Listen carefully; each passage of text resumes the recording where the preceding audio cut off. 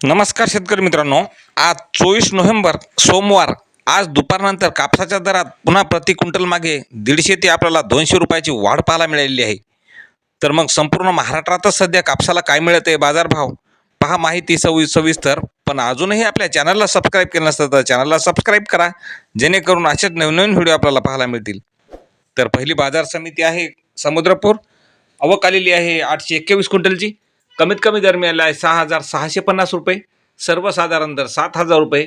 तर जास्तीचा दर मिळाला 7,200 रुपये. पुढील बाजार समिती जालना. कापसाला आवक आलेली आहे 7,738 क्विंटलची. कापसाला आवक आलेली आहे 545 क्विंटलची. कमीत कमी दर मिळाला 7,738 रुपये. सर्वसाधारण दर मिळाला 7,738 रुपये. तर जास्तीचा दर मिळाला 8,060 रुपये. पुढील बाजार समिती कळमेश्वर. कापसाला आवक आलेली आहे 834 क्विंटलची. कमीत कमी दर मिळाला 6,600 रुपये. सर्वसाधारण दर 6,800 रुपये. तर जास्तीचा दर मिळाला 7,000 रुपये. पुढील बाजार समिती आहे अकोला. लोकल कापसाला आवक आलेली आहे 956 क्विंटलची. कमीत कमी दर मिळाला 7,738 रुपये. सर्वसाधारण दर 7,899 रुपये.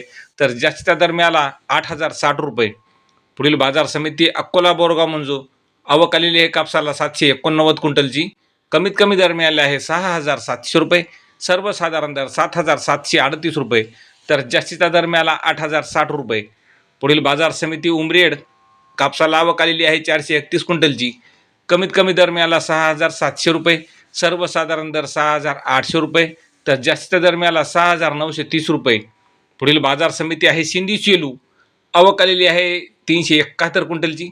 कमीत कमी दर मिळालेला आहे 6,850. सर्वसाधारण दर मिळाला 7,100 रुपये. तर जास्तीचा दर मिळाला 7,290 रुपये. तर शेतकरी मित्रांनो, असे दररोजचे शेतमाल भाव पाहण्यासाठी चॅनलला सबस्क्राईब करा. धन्यवाद.